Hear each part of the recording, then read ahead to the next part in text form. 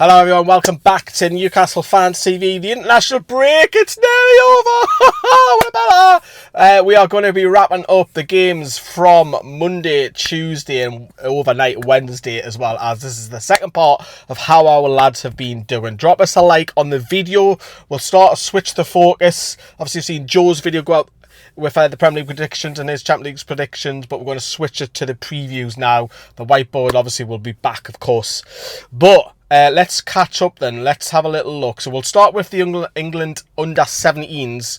And by the way, what a performance, man. England under-17s have put 3 wins from 3 this week. And now this lad you want to keep an eye on, because Sam Alabi's making the headlines with the under-17s. He captains the side, but he also scored his first goal at international level, so congratulations to him. But I do want to tell you about something else. Roman Dowell, we've got 2 goalkeepers in the England under-17 squad. Roman Dowell made his debut for England, which is brilliant. However, he's only 15. That is 15 years. What were you doing at 15? Because I wasn't playing for England under 17s at 15, so he's playing 2 levels higher.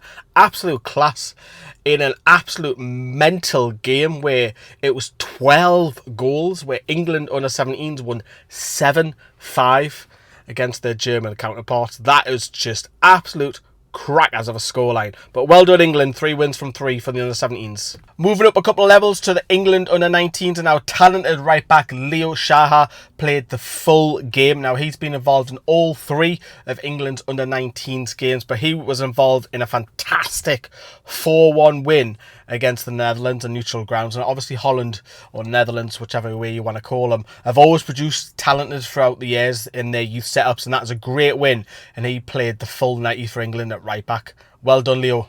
Staying with the under-17s, Scotland, our new signing Oliver Goodbrand played the full 90 as Scotland went down, unfortunately, 2-1 against Italy on neutral ground. That was over in Portugal, but he has featured in, 2 of the 3 games? Well, in fact, all 3 games he's actually featured in. Okay, let's move up to the under-21s. We'll start with Alex Murphy, who missed. He sat out their previous game, but he did start. He played the full 90 against Andorra, where they won 1-0. So good to see him get some minutes. We all thought that he might have went out on loan. But going back on Monday, England under-21s were in action. Louis Miley started. He played about 76 minutes in England's 2-0 win against Kazakhstan. So just a 1 game for Louis Miley. Right, let's take a look at the full internationals since Monday. Although Nick Voldemade played on the Sunday, which we covered that on the video the other day, he returned back in training, which was interesting. Why is it interesting? Because he returned on Tuesday back to training. So he would have had Tuesday, Wednesday, Thursday and Friday before our game against Wolves. Now, Wissa have obviously played for the Democratic Republic of Congo. We'll come to that in a minute. But he hasn't trained with Newcastle United yet. He's due back Thursday. So you'll train Thursday and Friday. And then the game. Does Eddie Howe go with Wissa? Or, because Voldemade has had more training sessions, does he chuck Voldemade up top against Wolves? I want you to comment down below whether you think it'll be Wissa or Voldemade. So unfortunately, Willa went away with Denmark, but didn't feature at all in any of their games. So he sat on the bench once again, which is unfortunate. They won Greece 3-0. Interestingly, our goalkeeper that was sent out on loan, Odysseus Vlachodimos, was also on the bench for Greece. He didn't feature at all. Sandro, ole, ole, ole. Sandro, ole, ole, ole. Midfield maestro from Milano, Sandro, ole, ole, ole. Right, the reason why I'm singing that is I must have seen the incredible game between Italy and Israel. Another mad scoreline. Italy, this just started to rain. Italy won 5-4 against Israel. Tonali scored in stoppage time to grab the winner. How much of it was a shot, how much was it a cross? It's a mixture, probably both, but he grabbed the winner in another great performance by him. The plaudits were singing his name the previous game, but he went out and scored the winner, and the scenes there were absolutely incredible. A bit of Israel weren't too happy at the end, put it that way. But congratulations to Sandro Tonali. And then I've missed this off, so I'm just editing this back into the video. Sweden surprisingly got beat of Kosovo 2-0. Anthony Langer once again started up top, played 72 minutes, and he was replaced by that striker that we sold. We're not mentioning him anymore on the channel. We're moving on from that. Emil Krath also played in the game. He was brought on in the 66th minute. So he got 24 minutes in the game, but a disappointing night for Sweden, going down 2-0 at Kosovo.